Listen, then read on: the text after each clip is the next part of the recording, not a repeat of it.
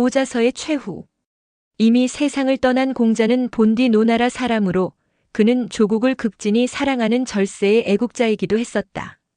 그러기에 일찍이 노나라가 문양 땅을 제나라에게 빼앗겼을 때 공자는 죽음을 각오하고 제왕 경공과 직접 담판을 하여 빼앗겼던 땅을 도로 찾아온 것은 독자들도 다 알고 있는 일이다.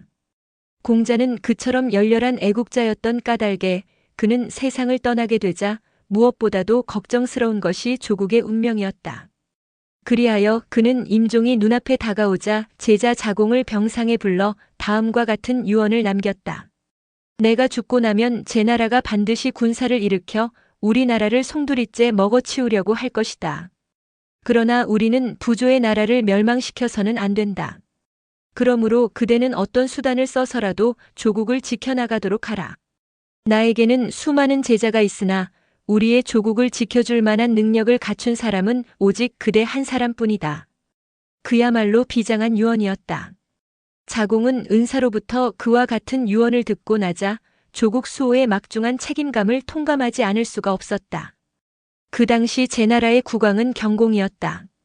그러나 경공은 허수아비 왕에 지나지 않았고 제나라의 국정을 좌우하는 실권자는 태부 전상이었다. 전상은 공자가 죽고 나자 노나라를 치려고 이미 군사를 동원 중에 있었던 것이다. 자공은 그러한 사실을 알자 용감하게 제나라로 가서 전상을 직접 찾아가 만났다. 전상이 자공을 보고 묻는다. 선생은 무슨 일로 나를 찾아오셨습니까? 자공은 지략이 깊고 정치 수완이 탁월한 인물인지라 그는 대담하게도 다음과 같은 말로 전상을 비웃어 주었다. 장군은 지금 커다란 먹을 것을 눈앞에 두고 있으면서 약소국인 노나라만 넘보고 있으니 나는 장군의 근시안적인 처사가 도무지 안타까워서 못 견디겠소이다. 전상은 그 말을 듣고 깜짝 놀라며 반문한다. 커다란 먹을 것이라니. 그것은 무엇을 말씀하시는 것이오? 자공이 대답한다. 오왕 부차가 원려 서시에게 혹하여 국정이 극도로 부패해진 것은 세상이 다 알고 있는 일이 아니오. 그러므로 장군이 이왕 군사를 일으키려거든 오나라를 쳐서 천하를 호령할 일이지 하필이면 왜 우리나라 같은 조무래기 나라에만 눈독을 들이느냐 말이오. 그래 가지고서야 어찌 청사에 남을 영웅호걸이라고 말할 수 있겠소. 노나라의 독립을 유지해 가려면 제나라와 오나라 간의 싸움을 붙여놓는 것이 상책일 것 같아서 자공은 일부러 전상을 찾아와 그런 계략을 쓴 것이었다.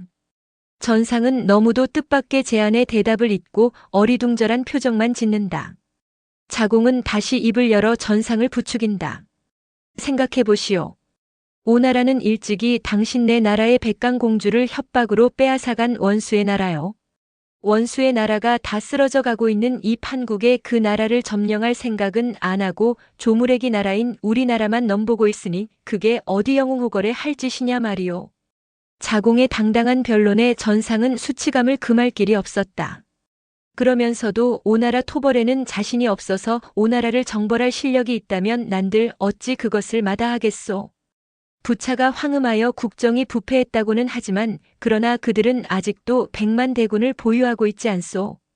게다가 오자서와 백비 같은 명장들이 여전히 건재하다는 사실을 알아야 하오.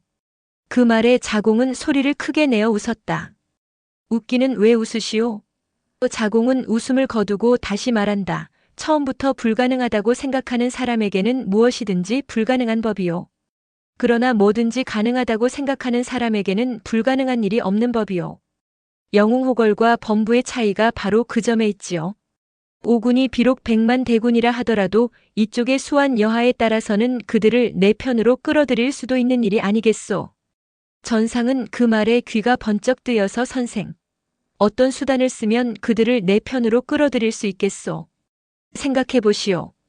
오왕 부차는 월나라 정벌에 성공하고 나서부터는 날마다 황음을 일삼고 있어서 민심이 완전히 이탈되었소. 게다가 최근에 와서는 오자서까지 배척을 하고 있어서 100만 대군의 위세가 지리멸렬하게 되어 있다오.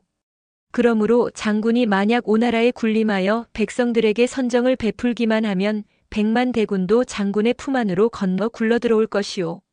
말을 들어보니 모든 이론이 그럴성싶었다. 오자서가 부차에게 배척을 당하고 있다는 것이 사실인가요? 장군은 그런 정보도 모르고 계시오. 오자선은 부차에게 미움을 사서 5년 동안이나 외국에 추방당해 있다가 최근에 귀국했지만 부차는 아직 오자서를 만나주지도 않고 있다오. 그러니까 오자선은 이미 오나라를 등진 사람이라고 보아도 좋을 것이오. 그래요. 오자서만 없다면. 전상의 눈에는 벼랑간 야심의 광채가 빛났다. 자공이 다시 말한다. 모든 일에는 기회라는 것이 있는 법이오. 기회를 멋지게 포착하는 사람만이 영웅 호걸이 된다는 것을 아셔야 합니다. 알겠소이다. 그러면 오나라를 치기로 하지요. 제 나라의 침략을 방지하려는 자공의 계략은 보기 좋게 적중된 셈이었다. 자공은 제 나라의 전상을 잔뜩 부추겨 놓고 나서 이번에는 오나라로 달려와 부차를 만났다. 싸움을 붙이려면 두 나라를 모두 부추겨야 했기 때문이었다. 부차가 자공에게 묻는다. 선생은 무슨 일로 나를 찾아오셨소? 자공이 대답한다. 제 나라가 지금 귀국을 쳐서 패권을 빼앗으려고 계획 중인데 대왕께서는 그 사실을 알고 계시는지 모르겠습니다. 부차는 그 말을 듣고 소리를 크게 내어 웃는다. 하하, 제 나라 따위가 우리나라를 치려고 한다고요? 하하. 자공은 어디까지나 진지한 표정으로 그 문제는 결코 웃으실 일이 아니옵니다. 부차는 여전히 웃으며 하룻강아지가 호랑이한테 덤벼들겠다고 한다니 내 어찌 웃지 않을 수 있으리요, 하하. 대왕께서는 제 나라를 하룻강아지에 비유하고 계시지만 정작 제 나라의 전상은 그렇게는 생각하지 않고 있었사옵니다. 그럼 어떻게 생각하고 있더란 말이오? 이왕 말이 났으니 대왕 전에 무엇을 숨기오리까?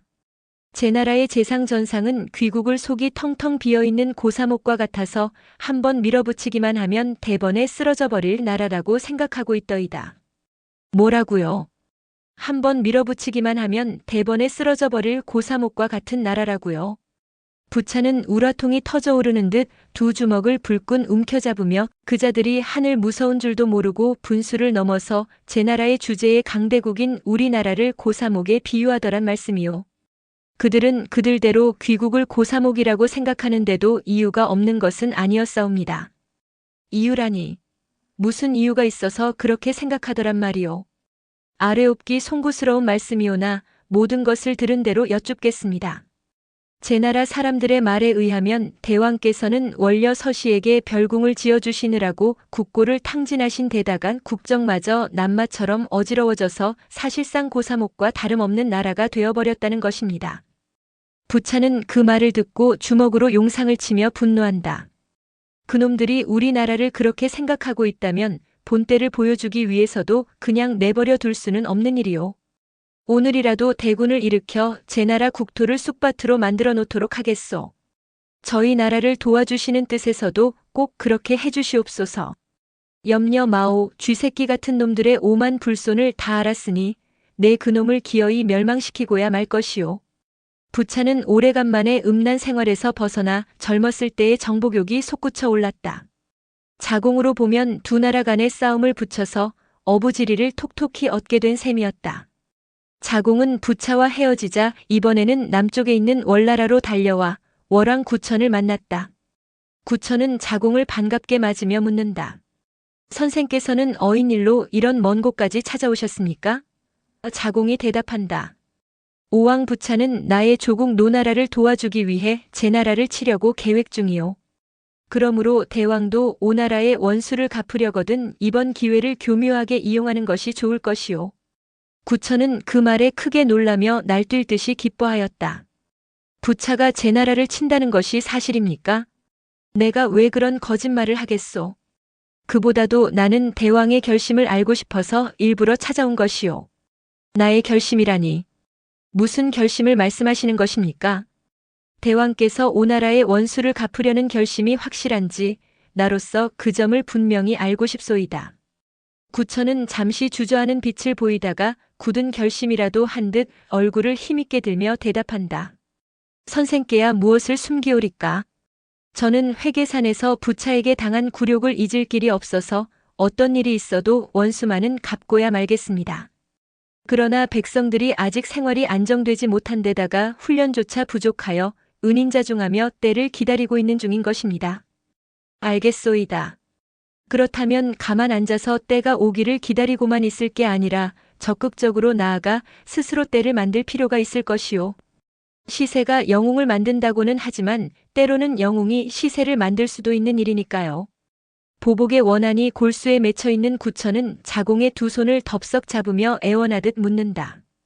만약 거기에 대해 선생께서 좋은 계략이 계시거든 저에게 알려주시옵소서. 선생의 은공은 결코 잊지 않겠습니다. 자공은 웃으면서 그것은 지극히 간단한 일이요.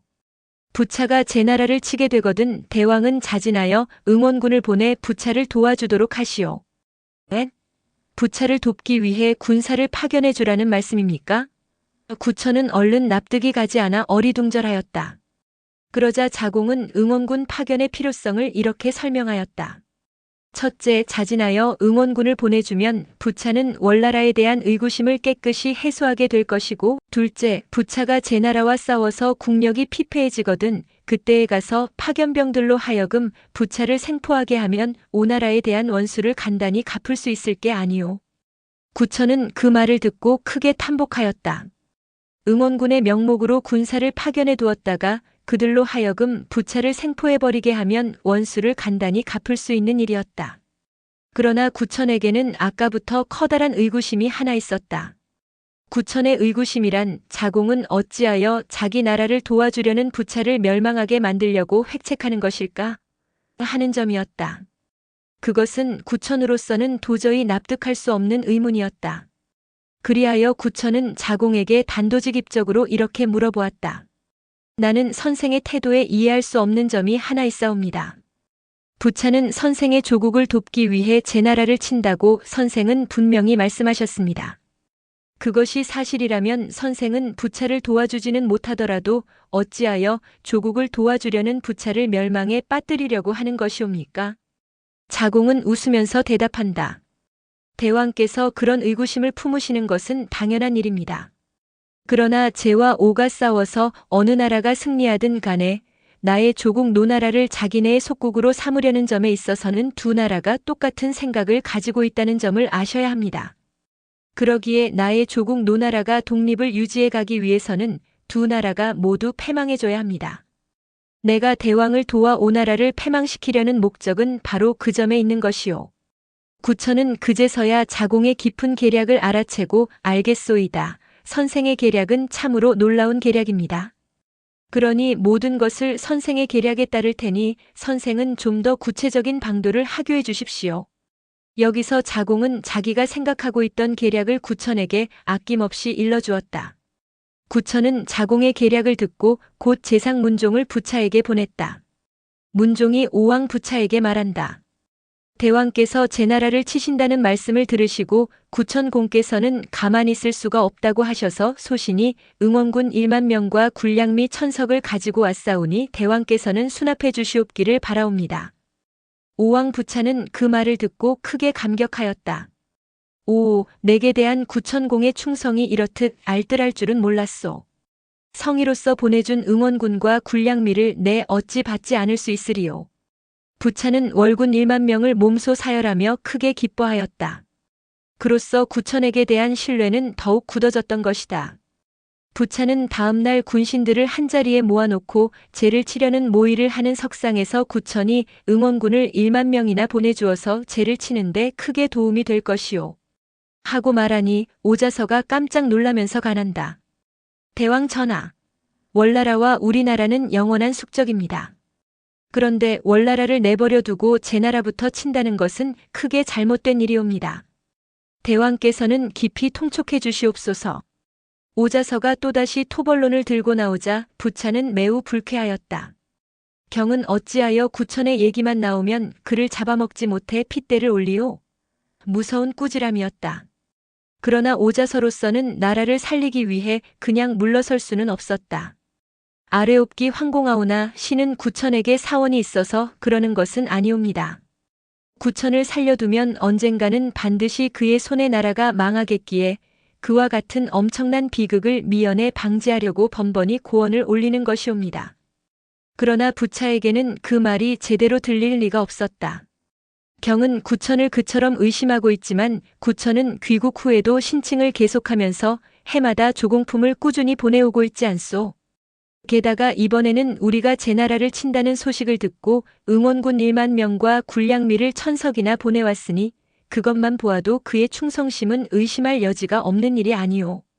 그러나 오자선은 고개를 좌우로 흔들었다. 신이 듣자옵건대 구천은 귀국한 그날부터 날마다 곰의 쓸개를 씹어가면서 복수의 결심을 다지고 있다고 하옵니다.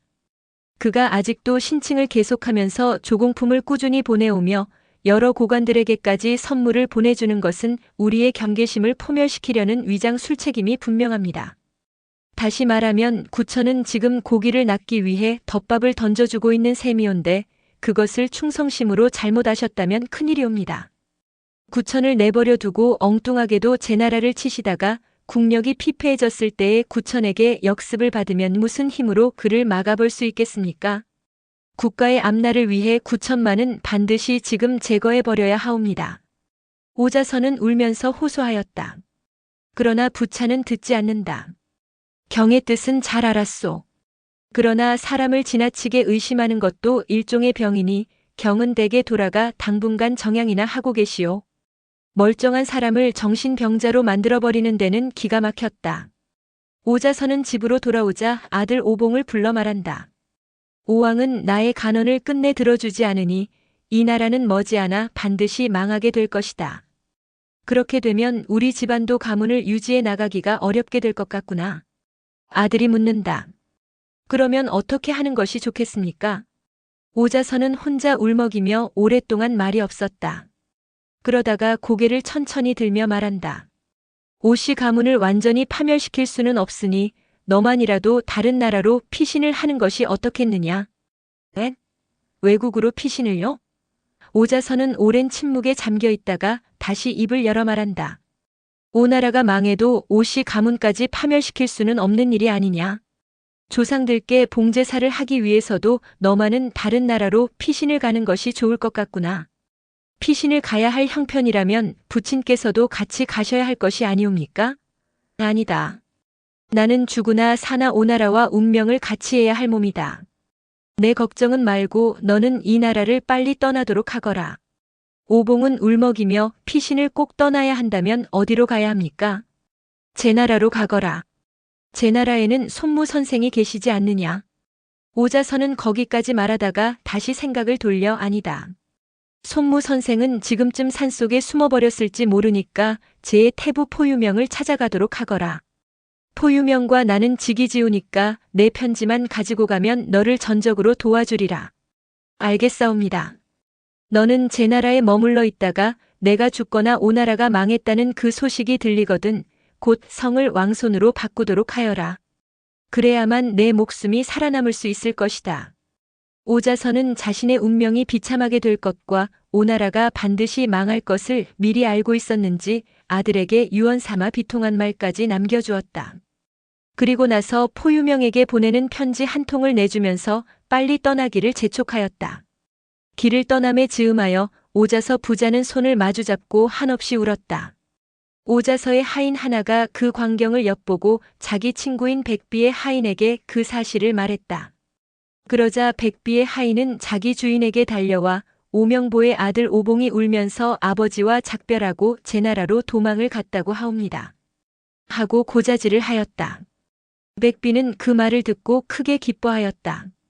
그렇지 않아도 세력 다툼으로 오자서를 잡아먹지 못해 애를 태우고 있던 참인지라 오자서를 모함할 좋은 재료가 생겼기 때문이었다.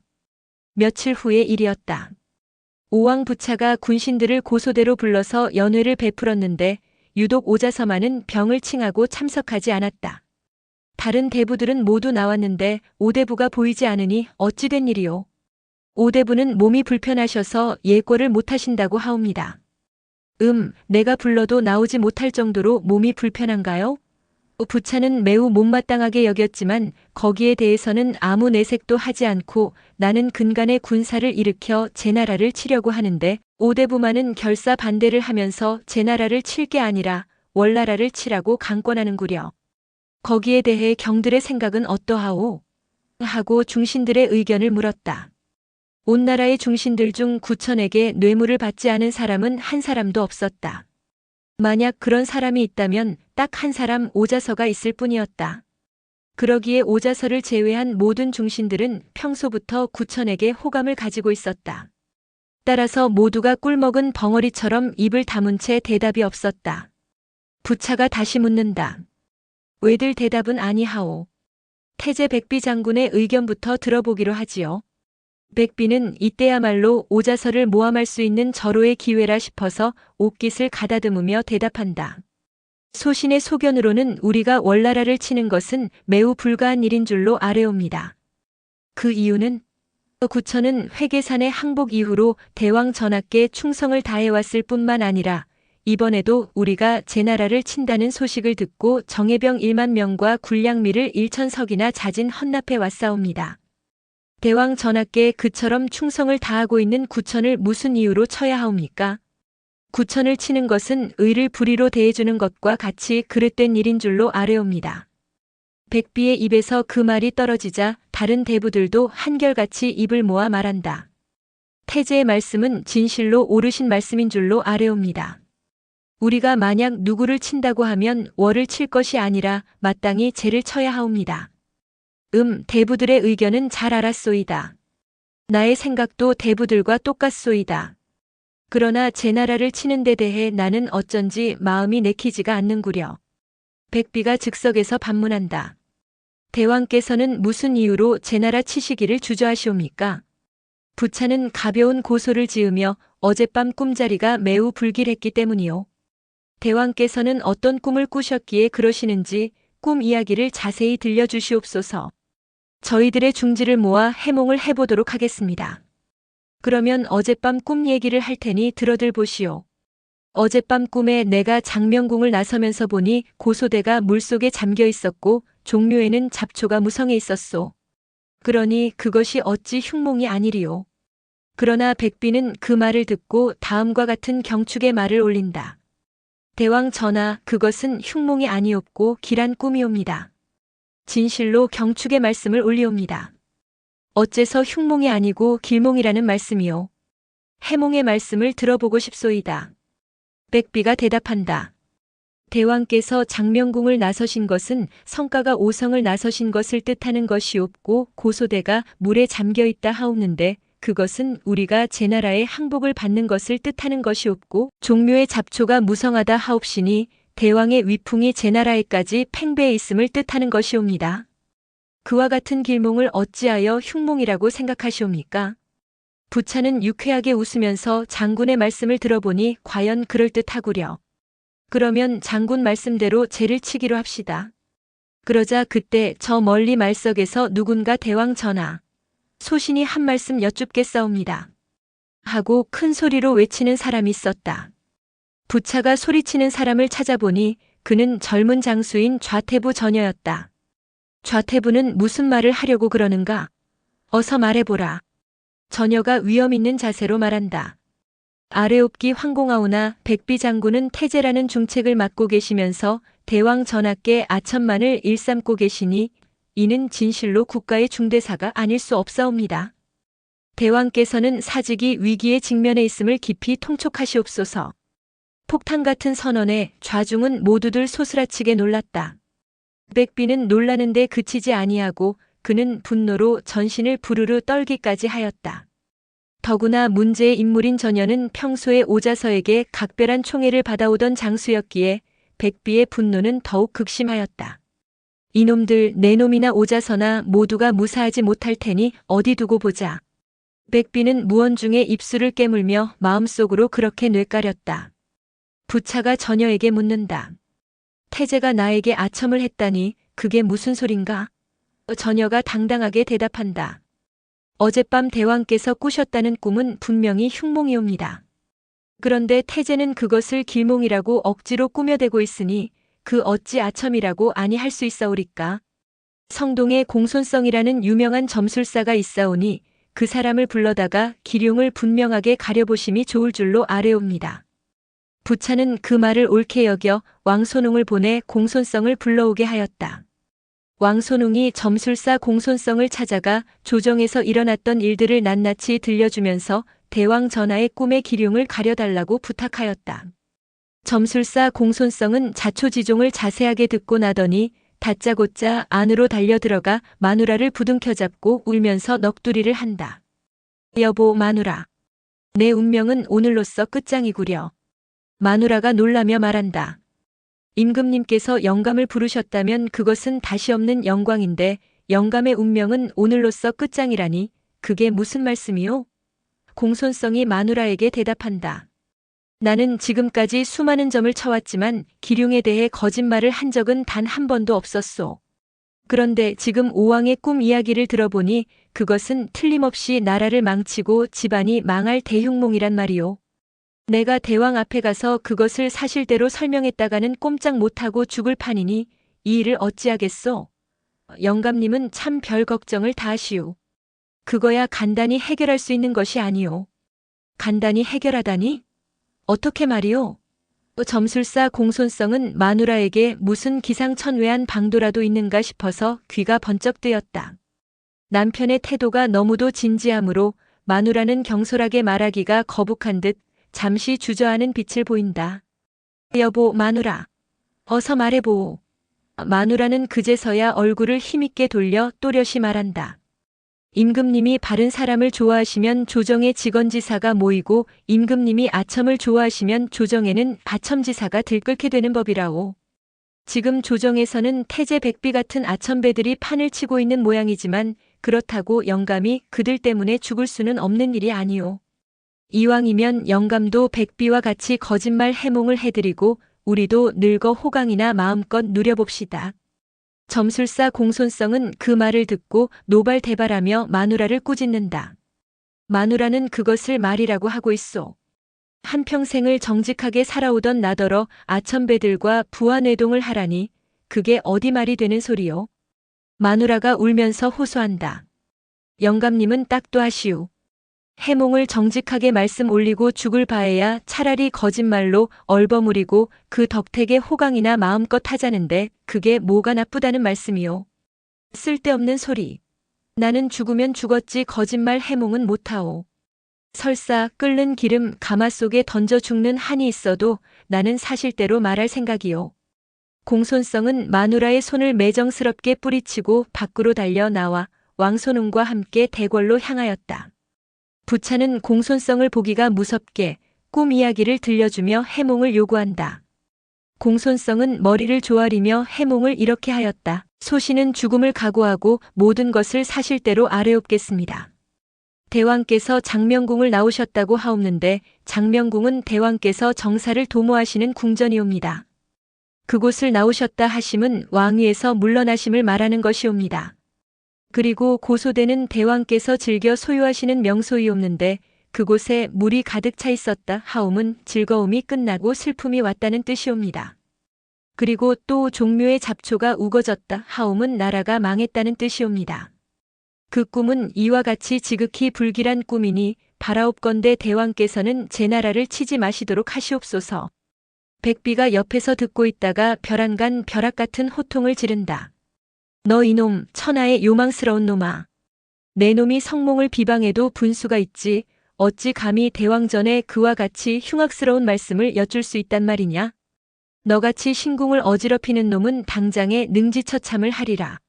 그러나 공손성은 추호도 겁내지 아니하고 오히려 백비를 노려보며 이렇게 꾸짖는다. 그대는 재상의 중록을 먹고 있으면서 국가에 충성할 생각은 안 하고 어찌하여 사리사욕만을 일삼아 오느냐. 후일에 이 나라가 망하면 그대 때문에 망한 줄 알아야 하느니라. 점술사 공손성의 추상 같은 꾸지람에 백비는 전신을 부르르 떨었다. 빗으로 가슴을 찔린 듯 했기 때문이었다. 그러나 그럴수록 화가 치밀어 올라서 저놈 하고 외마디 소리만 지를 뿐 말도 제대로 못한다. 부차는 두 사람의 승강이를 보고 공손성을 무섭게 꾸짖는다. 너 이놈. 내 놈은 혹세무미 나는 점장이 주제에 처신을 감히 일국의 재상에게 악담을 퍼붓느냐. 너 같은 놈은 도저히 살려둘 수가 없다. 그리고 호위 무사를 불러 저놈을 당장 끌어내어 효수형에 처하라. 하고 불호령을 내렸다. 백비의 궤변을 존중한다기보다도 해몽을 흉악하게 해석한 데 대한 분풀이었던 것이다. 대궐에서 끌려나온 공손성은 며칠 후 효수대 위에서 군중들을 둘러보며 큰 소리로 외친다. 천하의 백성들은 내 말 좀 들어보시오. 오왕이 우매하여 간신 백비의 말만 믿고 죄 없는 나를 죽이려고 하니 이러고서는 나라가 망하지 않을 수 없는 법이요. 이 나라는 3년 안으로 반드시 망할 테니 두고 보시오. 내 말이 거짓말이라면 내 손에 장을 지지겠소. 칭병하고 집에 들어앉아 있던 오자서가 그 소식을 전해 듣고 부랴부랴 형장으로 달려왔다. 그리하여 형리들에게 처형을 잠시 중지시키도록 한 뒤에 황급히 입궐하여 부차에게 간언한다. 대왕 전하, 형벌이란 반드시 법에 의거해서만 시행해야 하는 것이옵니다. 아무 죄도 없는 점술사 공손성을 함부로 처형하시면 그 후에 백성들은 무엇에 의거하여 살아가며 남마같이 어지러워질 민심을 무엇으로 수습해 나가시겠습니까? 엎드려 바라옵건대 공손성에게 관우하신 성덕을 베풀어 주시옵소서. 부차는 분노의 고개를 가로 흔들며 오자서를 호되게 나무란다. 공손성은 나의 꿈을 흉악하게 풀이했을 뿐만 아니라 일국의 재상에게 무서운 악담까지 퍼부었소. 그런데 경은 무슨 이유로 그런 놈을 살려주라고 하시오? 오자서는 위험 있는 자세로 대답한다. 재상 백비는 구천으로부터 과거에도 많은 뇌물을 받아왔고 지금도 계속하여 받아오면서 성상의 총명을 몹시 흐리게 하고 있사옵니다. 그가 월을 제쳐놓고 제 나라를 치자고 고집하는 것은 구천에게 매수된 때문이오니 대왕께서는 이 점을 각별히 통촉하시옵소서. 만약 국정을 백비에게 그냥 맡겨두시면 국가의 장래에 가공할 결과를 초래하게 되실 것이옵니다. 오자서로서는 최후의 간언이었다. 그런데 이때에 놀라운 일이 발생하였다. 즉 백비는 오자서가 입궐했다는 소식을 듣고 몰래 대궐로 달려들어와 문 밖에서 오자서의 말을 낱낱이 엿듣고 있었던 것이다. 백비는 오자서의 직간을 엿듣고 전신에 소름이 끼쳤다. 만약 부차가 오자서의 말을 신중히 생각하는 날이면 자신의 목이 달아날 것이 뻔했기 때문이었다. 그러나 자고로 간신들은 간교에 능한 법이어서 녹록하게 물러날 백비는 결코 아니었다. 오냐, 내가 그렇게 나온다면 내게도 생각이 있다. 내가 죽느냐 어디 두고 보자. 내 놈이 아무리 지혜롭기로 이 백비는 당해내지 못하리라. 백비는 마음속으로 이를 갈며 대궐 뒷문에 숨어서 오자서의 간언을 끝까지 엿듣다가 오자서가 퇴궐하기를 기다려 부차 앞에 의젓하게 나타나 인사를 올렸다. 부차는 오자서의 간언을 들은 직후인지라 백비의 얼굴을 보자마자 대뜸 냉랭스럽게 말한다. 그러잖아도 경에게 알아보고 싶은 일이 있었는데 마침 잘 들어오셨소. 그러나 백비는 그 말을 못 들은 척하며 오명보께서 입궐하신 줄로 알고 있사옵는데 오명보께서는 벌써 퇴궐하셨사옵니까? 하고 엉뚱한 질문을 하였다. 경은 오명보가 입궐했던 사실을 어떻게 아시오? 오명보를 감시라도 하고 있었더란 말이오. 부차는 오자서에게 들은 말이 있어서 백비에게 적지 않은 의심을 품고 있었다. 그러나 백비는 추호도 동요되는 빛을 보이지 아니하고 존경하는 오명보를 소신히 감시를 하다니 그게 무슨 말씀이시옵니까? 대왕께서는 혹시 소신에게 무슨 오해라도 품고 계시는 것은 아니시옵니까? 하고 반문하였다. 감시를 하고 있지 않다면 오명보가 입궐한 사실을 어떻게 알고 있느냐 말이오. 백비는 비로소 부차의 추궁에 납득이 가는 듯 머리를 숙이며 실은 존경하는 오명보께서 와병 중이신 것을 알고 있으면서도 그동안 국사에 바빠서 차일피일하다가 오늘에야 댁으로 문병을 갔던 것이옵니다. 그랬더니 오명보께서 입궐을 하셨다 하옵기에 대왕 전하께 문안도 드릴 겸 지금 서둘러 입궐하게 된 것이옵니다. 부차는 그 말에 의혹의 고개를 갸우뚱하였다. 백비는 오자서를 깎듯이 존경하는 오명보라고 부르는데 오자서는 백비를 천하에 둘도 없는 간신처럼 말하고 있었으니 그렇다면 과연 누가 옳고 누가 그르단 말인가? 부차는 얼른 납득이 가지 않아서 백비에게 다시 묻는다. 경은 오명보를 그렇게도 존경하오. 대왕 전하, 오명보는 이 나라의 대공신이온데 그 어른을 존경하지 않으면 누구를 존경하겠습니까? 오명보도 인간이고 보니 굳이 결함을 들추어내자면 한두 가지의 과오쯤은 없지도 않을 것이옵니다마는 사소한 과오쯤은 덮어두고 온 국민이 한결같이 아껴드려야 할 어른인 줄로 알고 있사옵니다. 백비의 말은 지극히 정중하면서도 무언가 모르게 이상한 냄새를 풍기게 하였다. 부차는 백비의 말에서 이상한 냄새를 맡자 이번에는 추궁하듯이 날카롭게 캐어 묻는다.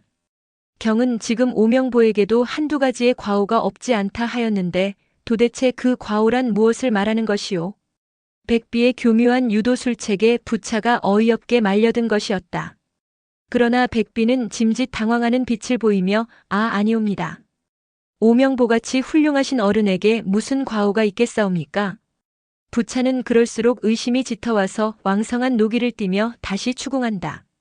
경은 오명보가 무언가 과오를 범한 일이 있는데도 불구하고 나에게는 그것을 숨기고 있는 것이 아니오.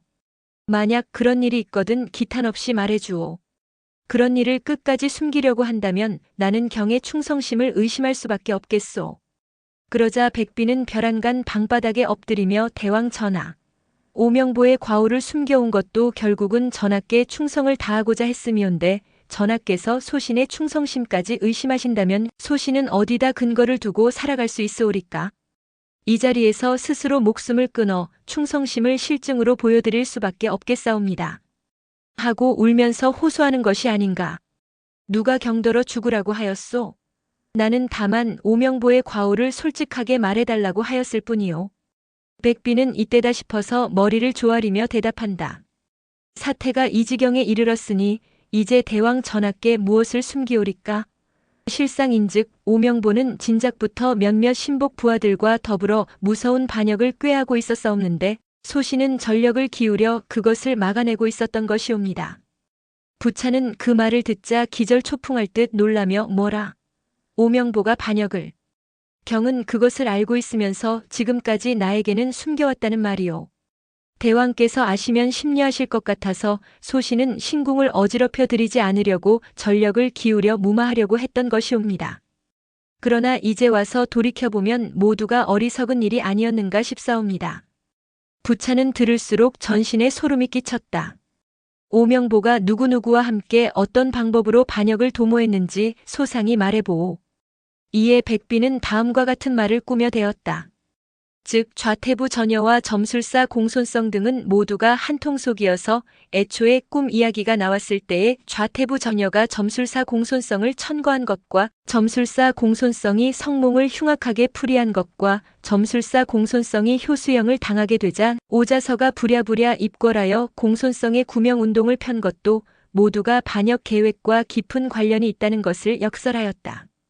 부차는 백비의 말을 들으면서 분노가 치밀어 올라 전신을 와들와들 떨고 있었다. 백비는 아직도 말을 이었다. 이왕 말이 나왔으니 대왕 전에 무엇을 숨기오리까?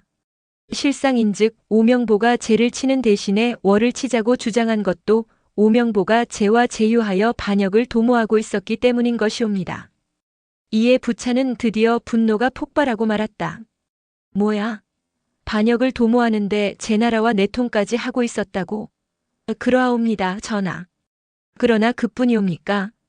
오명보는 거사가 실패로 돌아갔을 경우에 대비하여 그의 아들 오봉을 제 나라의 태부 포유명한테로 이미 피신까지 시켜두고 있사옵니다. 뭐야? 오명보가 자식놈을 제 나라에 피신까지 시켜두고 있다고? 그렇다면 그의 반역은 의심할 여지가 없으니 지금 당장 중신 회의를 열어서 오자서를 능지처참에 처해버려야 하겠소. 오나라에 있어서의 오자서의 존재는 너무도 거물인지라 부차는 즉시 중신 회의를 열어 오자서를 반역죄로 차명에 처할 것을 제안하였다. 구천에게 뇌물을 받아먹은 백비, 전여, 왕손웅 등등은 즉석에서 찬의를 표명하였다. 그러나 평소부터 오자서와 뜻을 같이 해오던 정의파 중신들은 한결같이 반론을 제기한다. 오명보는 결코 반역을 도모할 뿐이 아니옵니다. 국제 정세가 복잡미묘하게 돌아가고 있는 이 판국에 오명보같이 탁월한 지도자를 없애버리면 장차 이 나라의 난국을 누가 타개해 나갈 수 있겠습니까? 처벌은 언제든지 가능한 일이옵니다. 만에 하나라도 판단을 그르쳐서 처벌을 내리신 연후에 사실무근임이 판명되면 그때의 손실을 무엇으로 감당할 수 있겠습니까? 그러므로 처벌에 신중을 기하셔서 명확한 증거가 드러난 연후에 처벌하셔도 결코 늦지는 않으리라고 사료되옵니다. 이 말에 백비 일당은 눈살을 크게 찌푸렸다. 그러나 그 이상 처벌을 고집했다가는 오히려 의욕을 살 것 같아 모두들 입을 다물고 있었다. 오자서를 죽여 없앤다는 것은 너무도 엄청난 중대사이기에 부차도 그제서야 격앙된 감정을 억제해가면서 그러면 중신들의 간언에 따라 오자서를 처벌하는 일은 하루 이틀 더 고려해보기로 합시다. 하고 최후의 선언을 내렸다. 그러나 부차는 오자서의 반역 사건이 아무리 해도 마음에 걸려서 왕궁에 들어와서도 안색이 매우 좋지 않았다. 별궁 왕후 서씨는 미리 매수해 두었던 시종들로부터 중신회의에서 일어났던 일을 소상하게 알고 있었다. 그러나 서씨는 시치미를 떼고 부차에게 묻는다. 오늘은 전하의 신색이 매우 좋지 못하오니 어찌 된 일이십니까? 부차는 서씨에게는 대답조차 하지 않고 의자에 털썩 걸터앉아 오랫동안 침통한 침묵에 잠겨 있었다. 서씨가 부차의 별궁 왕후가 된 지도 어언 7, 8년 그 7, 8년 동안에 부차가 서씨의 질문에 대답을 하지 않은 것은 이날이 처음이었고 서씨에게 웃는 얼굴을 보여주지 않은 것도 이때가 처음이었다. 서씨는 부차가 무엇 때문에 고민에 빠져 있는지를 잘 알고 있었다. 오자서를 죽이고 살리는 것은 오직 내 손에 달렸다. 서씨는 그렇게 생각하며 자기도 모르게 한숨을 쉬었다. 오자서라는 인물은 죽여버리기에는 너무도 아까운 사나이였기 때문이었다. 그는 지장으로서 뿐만 아니라 한 사람의 남성으로서도 흠잡을 데 없는 호걸이었다. 그러기에 서씨는 오래전부터 오자서를 마음속으로 깊이 사모해 오고 있었다. 오자서에 대한 그리움이 복받쳐 오를 때마다 부차를 죽이고 오자서와 함께 먼 나라로 도망가서 한평생을 그와 함께 살 수만 있다면 나는 얼마나 행복스러울까 하고 흉악하기 짝없는 생각을 먹어본 것도 한두 번이 아니었다. 그러나 그것은 절대로 불가능한 일이 아니던가.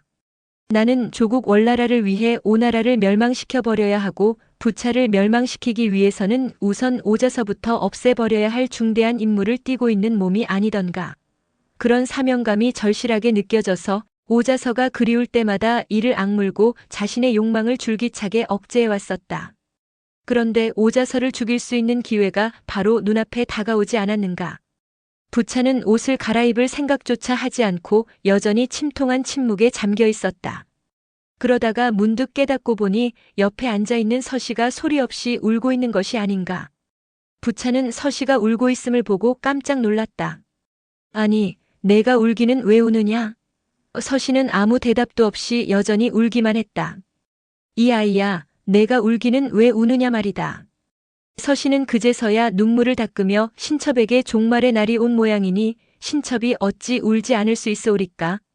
하고 한숨을 섞어가며 한탄하였다.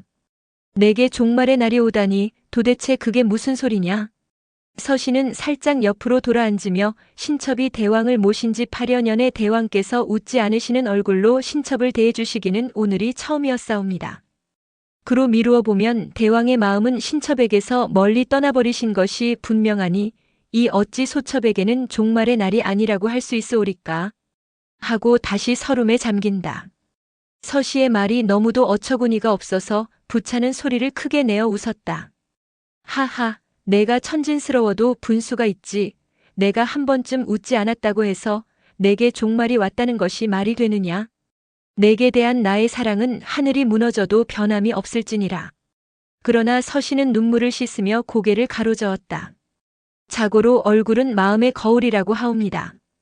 대왕께서는 오늘따라 신첩에게 웃음을 보여주지 않으실 뿐만 아니라 용안에 고민하시는 기색조차 역력하게 나타나 있사옵는데 거기에 대해서도 이런 방구의 말씀도 아니 해주셨습니다. 그러니 신첩이 어찌 대왕의 총애를 받고 있다고 믿을 수 있어오리까? 부차는 또 한 번 너털 웃음을 웃으며 내가 나무라는 이유를 이제야 분명히 알겠다. 조정의 골치 아픈 사건이 있었기 때문에 잠깐 그 생각에 잠겨 있었을 뿐이니 너는 오해하지 말아라. 하늘이 두 조각이 나기로 내 어찌 너를 사랑하지 않을 수 있겠느냐. 그리고 부차는 사랑을 실증으로 보여주기라도 하려는 듯 서씨를 힘차게 품어 안고 입을 맞췄다. 서씨는 한 차례의 격렬한 애무를 당하고 나서야 오해가 풀린 듯 멋쩍게 웃어 보이며 조정의 골치 아픈 사건이 있었다 하옴은 무슨 일이옵니까? 하고 물었다. 부차가 만약 서씨가 월나라 출신인 것을 손톱만큼이라도 경계하고 있었다면 국가의 중대 기밀을 함부로 짓거리지는 않았으리라. 그러나 서씨한테만은 뭐든지 알려주고 싶은 심정이어서 그는 이렇게 말했다. 이것은 너만 알고 아무에게도 말하지 말거라. 실상인즉 오늘 중신 회의에서는 반역 사건에 대한 논의가 있었다. 내가 오늘따라 너에게 웃지 않는 얼굴을 보여주게 된 것도 바로 그 때문이었느니라. 서신은 그 말을 듣고 전신을 바르르 떨며 까무라칠 듯이 놀라 보였다. 반역이란 대왕에게 모반하려는 것을 뜻하는 말이 아니옵니까? 물론이지. 나를 왕위에서 내쫓고 자기가 왕이 되겠다는 것이지. 도대체 그토록 엄청난 흉계를 꾸미고 있는 주모자가 어떤 놈이옵니까? 말할 것도 없이 교묘한 유도신문이었다. 서신은 부차의 입에서 오자서라는 이름이 나오게 하려고 질문을 그쪽으로 몰고 갔다. 서씨에게 얼이 빠진 부차는 그런 줄도 모르고 주모자는 바로 오자서라는 놈이다. 그러니 내가 얼마나 기가 차겠느냐. 서씨는 그 소리를 듣자 또 한 번 까무라칠 듯이 놀라 보이며 엣? 오명보가요? 그리고 다음 순간에는 무엇인가 마음에 집히는 일이라도 있는 듯 아, 이제야 알았다. 역시 오명보는 그래서 그랬구나. 하고 의미심장한 말을 조그맣게 중얼거렸다. 아, 이제야 알았다. 역시 오명보는 그래서 그랬구나. 누가 들어도 수상하기 짝없는 그 속삭임. 그 속삭임이 누구의 입에서 새어나온 말이라 하더라도 부차로서는 그 말에 대해 의혹을 품지 않을 수 없었으리라. 하물며 의미심장한 그 말이 다른 사람도 아닌 서씨의 입에서 새어나왔음에 있어서이랴. 부차는 의혹의 눈을 날카롭게 번뜩이며 서씨의 손을 힘차게 잡고 다그치듯 묻는다. 이제야 알았다니. 도대체 너는 무엇을 이제야 알았다는 말이냐? 오명보는 그래서 그랬구나라는 말은 무엇을 뜻하는 소리냐? 서씨는 의식적으로 당황하는 빛을 지어 보이며 아무것도 아니옵니다. 저 혼자만 알고 있을 일이니 대왕께서까지 아실 일은 아니옵니다. 너만 알고 내가 알아서는 안 될 일이라니? 그렇다면 너도 오자서와 함께 역적 도모에 가담하고 있었더란 말이냐? 그렇게 다그쳐 묻는 부차의 눈에서는 질투와 환노의 광기가 맹렬하게 타오르고 있었다. 서씨는 아예 대답을 하지 않고 벼랑간 소리 없이 흐느껴 울기만 하였다. 묻는 말에 대답은 하지 않고 왜 울기만 하느냐? 어서 말해보아라. 서씨는 그제서야 울면서 원망스럽게 대답한다. 대왕께서 아무리 마음이 변하셨기로 어쩌면 소첩까지 반역 도당으로 몰아붙이시옵니까? 부차는 지나치게 흥분했던 자신을 그제서야 깨닫고 목소리를 낮추어 내가 언제 너를 반역 도당이라고 하더냐? 내가 대답을 하지 않으니까 마음이 조급해 와서 한마디 해본 것이니 너무 노여워하지 말아라. 서씨는 그제서야 마음이 풀리는 듯 가벼운 한숨을 지으며 사정이 이렇게까지 되었으니 무엇을 숨기오리까? 오늘 대왕으로부터 오명보의 역적 도모 말씀을 듣고 보니 오명보가 그동안 신첩에게 대수롭지 않은 농단 비슷이 여러 가지 말을 은근히 물어본 것도 영모와 관계되는 일이 아니었던가 싶사옵니다. 뭐야? 오자서가 그동안 너한테 여러 가지 말을 은근하게 물어보더라고. 도대체 그놈이 너한테 무슨 말을 물어보더냐? 하나도 숨기지 말고 이실직고 하거라. 만약 하나라도 숨기는 일이 있으면 그때에는 너도 용서하지 않으리라. 오자서와 서씨가 간통이라도 하지 않았는가 싶어서 부차는 이미 자기 정신이 아니었다. 그러나 서씨는 부차를 싸늘한 시선으로 쏘아보며 솔직한 대답을 들리기 전에 대왕 전하께 한 가지 따지고 넘어가야 할 일이 있사옵니다. 하고 매섭게 반발하고 나왔다. 서씨가 워낙 매섭게 반발하는 바람에 부차는 주춤하는 기색을 보이며 내가 나한테 따지고 넘어가야 할 일이란 도대체 무엇을 말하는 것이냐? 하고 물었다. 서씨는 여전히 앙칼진 표정으로 대답한다. 대왕께서 신첩을 진심으로 사랑하시는지 혹은 거짓으로 사랑하시는지 그 문제부터 명확하게 따져놓은 연후의 약 오명보에 관한 이야기를 말씀드리겠나이다. 아니, 그게 무슨 소리냐? 내가 너를 거짓으로 사랑한다고 말한 일이 있더냐? 그런 말씀을 직접 하신 것은 아니옵니다. 그러나 대왕께서는 말끝마다 너도 오자서와 함께 영모에 가담한 것이 아니냐는 등 혹은 모든 것을 사실대로 말하지 않으면 너도 용서하지 않겠다는 등 마치 신첩을 죄인 취급을 하고 계시오니 그런 사랑을 어찌 참된 사랑이라고 믿을 수 있어오리까? 부차는 과격했던 자신을 적이 뉘우치며 내가 그런 말을 함부로 씨부린 것은 감정이 격했던 때문이었으니 너무 노엽게 생각하지 말고 오자서에 대한 이야기나 말해보아라. 서씨는 그제서야 얼굴에 안도의 빛을 보이며 다음과 같은 이야기를 들려주는 것이었다. 며칠 전에 환화지 풀밭에서 주연이 있었을 때의 일이옵니다. 대왕께서 소변을 보시려고 잠시 자리를 뜨시자 오명보가 부랴부랴 신첩의 곁으로 다가와 술잔을 권하더니 소주 8경이 좋기는 하지만 제 나라의 산수에 비기면 문제가 안 된다 하고 만약 별궁 왕후께서 제 나라의 산천 풍경을 구경하고 싶으시다면 이 오자서가 별궁 왕후를 제 나라로 직접 모시고 갔다 올 용의가 있사옵니다 하고 각별한 친절을 보여주었던 것이옵니다. 부차는 그 소리를 듣자 눈에서 질투의 불길이 솟구쳐 올랐다. 뭐야? 그놈이 제 나라의 산천 풍경을 직접 구경시켜 줄 테니 너더러 제 나라에 같이 가자고 하더란 말이냐? 그렇다면 그놈이 왕이 되어서 너하고 같이 살자는 무서운 유혹이 아니고 뭐냐? 신첩은 그 당시에는 그 말을 아무 생각도 없이 들어넘겼습니다. 그러나 지금 와서 역적 도모와 관련시켜 생각해보면 오자서는 엉뚱한 생각을 품고 암암리의 소첩에게 유혹의 손길을 내뻗어 본 것이 분명하옵니다. 그렇다면 오자서의 죄는 신첩의 입장에서도 용서할 수 없사오니 대왕께서는 신첩을 위해서도 오명보를 엄하게 다스려 주시옵소서. 말할 것도 없이 모든 것은 오자서를 죽이기 위해 서씨가 꾸며낸 거짓말이었다. 그러나 오자서의 유혹의 손길이 서씨에게까지 미쳐 있었다는 소리를 듣고 나자 부차는 분노의 이를 와득와득 갈며 여봐라 거기 누구 없느냐. 오자서를 당장 체포에다가 능지처참에 처하라. 하고 미친 사람처럼 울부짖는다. 부차의 입에서 오자서를 당장에 능지처참하라는 고함 소리가 터져나오도록 만든 것은 서씨로서는 커다란 성공이었다. 그러나 매사에 면밀 주도한 서씨는 그것만으로는 안심할 수가 없었다. 왜냐하면 부차는 오늘 아침에도 오자서를 능지처참하라는 왕명을 내렸다가 중신들의 반대로 어이없게도 왕명을 취소해버린 일이 있었기 때문이었다. 조정에는 오자서를 존경하는 중신들이 그처럼 많은 것을 너무도 잘 알고 있었기에 서씨는 부차의 손을 정답게 잡으며 호소하듯 말한다. 대왕 전하, 너무 흥분하지 마시옵소서. 오자서의 문제를 잘 처리하시려면 우선 진정하셔야 하옵니다. 진정하라고? 그러면 너를 유혹했던 오자서란 놈을 죽이지 말고 살려두라는 말이냐? 대왕께서는 무슨 말씀을 그렇게 하시옵니까? 일국의 국모인 신첩이 그자에게 유혹당했던 일을 생각하면 오자서를 진심으로 죽이고 싶은 사람은 바로 신첩인 것이옵니다. 그러면 그놈을 차명에 처하려고 하는데 무엇을 고민하라는 말이냐?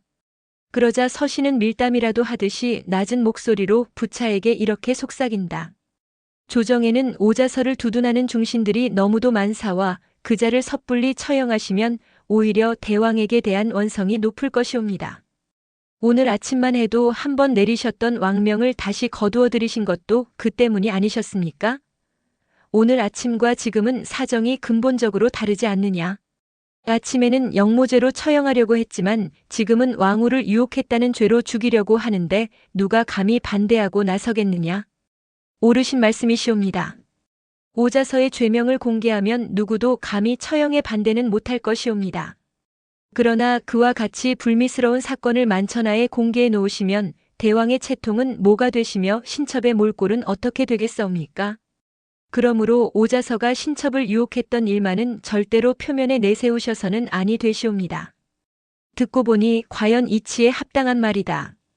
별궁 황후인 서씨를 유혹했다는 죄목으로 오자서를 처형하면 서씨의 꼴은 뭐가 되며 부차 자신도 얼굴에 똥칠을 하는 것과 무엇이 다르랴. 듣고 보니 과연 내 말은 현명한 말이로다. 그러면 어떤 방법으로 죽이는 것이 좋겠느냐? 서씨는 잠시 궁리에 잠겨 있다가 대왕께서 오자서를 직접 처형하시면 사후에도 후문이 좋지 못할 것이옵니다. 그러므로 오자서 자신이 스스로 목숨을 끊어버리지 않을 수 없게 만드는 것이 가장 현명한 방도일 것 같사옵니다. 그러자면 어떻게 해야 하겠느냐? 부차는 자기 스스로를 천하의 영웅으로 자처해오는 사나이였다. 그러나 천하의 영웅으로 자처해오던 그 사나이가 서씨의 수완에만은 마치 손바닥 위에서 놀아나는 꼭두각시 모양으로 맥을 추지 못하고 있었다. 어쩌면 사랑하는 여자 앞에서는 그처럼 어쩔 수 없이 꼭두각시가 되어버리는 것이 모든 남성들의 본성인지도 모르리라. 그야 어쨌든 부차는 오자서를 자결하게 만들 방법을 서씨에게 물었다. 서씨는 한참 동안 깊은 궁리에 잠겨 있다가 문득 선반 위에서 기다란 나무 상자 하나를 끌어내려 부차 앞에 내밀어 놓으며 말했다. 이것을 오자서에게 보내주시옵소서. 그러면 모든 문제가 원만하게 해결될 것이옵니다. 부차는 그 나무 상자를 보고 깜짝 놀랐다. 아니, 이것은 총루라는 명검이 들어있는 상자가 아니냐? 예, 그러하옵니다. 이 명검을 오자서에게 보내시면 오자서는 대왕의 의도를 알아채고 반드시 자결을 하게 될 것이옵니다. 그럴까? 만약 그래도 자결을 아니한다면? 이 말을 듣는 순간 서신은 부차에게 형용하기 어려운 경멸감을 느꼈다. 오자서의 고매한 인품에 비하면 너무도 형편없는 사나이로 보였기 때문이었다. 그러나 그런 내색은 추호도 나타내지 아니하고 두고 보시옵소서. 이 명검을 보내기만 하면 오자서는 반드시 자결을 할 것이옵니다. 하고 단호하게 말했다. 서신은 오자서의 고매한 인격을 마음속으로 그처럼 깊이 존경하고 있었던 것이다. 그러면 이 명검을 지금 당장 오자서에게 보내주도록 하라. 시종이 왕명에 의하여 오자서의 집으로 총루를 가지고 떠나가자 서신은 벼란간 복받쳐 오르는 슬픔을 씹어 삼키느라고 입술을 힘차게 깨물며 마음속으로 다음과 같이 용서를 빌었다. 오명보 어른, 제가 이 세상에서 진심으로 존경하는 남성은 오직 오명보 한 분이 계실 뿐이옵니다. 그러나 나의 조국 월나라를 돕기 위해서는 부득이 오명보를 죽이지 않을 수 없사오니 그 점을 너그럽게 용서해 주시옵소서.